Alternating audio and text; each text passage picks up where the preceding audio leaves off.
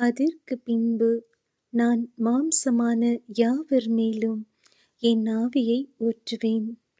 அப்பொழுது உங்கள் குமாரரும் உங்கள் குமாரத்திகளும் தீர்க்க தரிசனம் சொல்லுவார்கள். உங்கள் மூப்பர் சொப்பனங்களையும் உங்கள் வாலிபர் தரிசனங்களையும் காண்பார்கள்.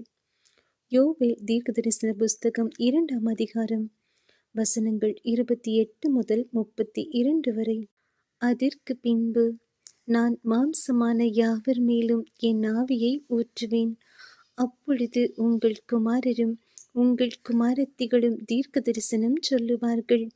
உங்கள் மூப்பர் சொப்பனங்களையும் உங்கள் வாலிபர் தரிசனங்களையும் காண்பார்கள்.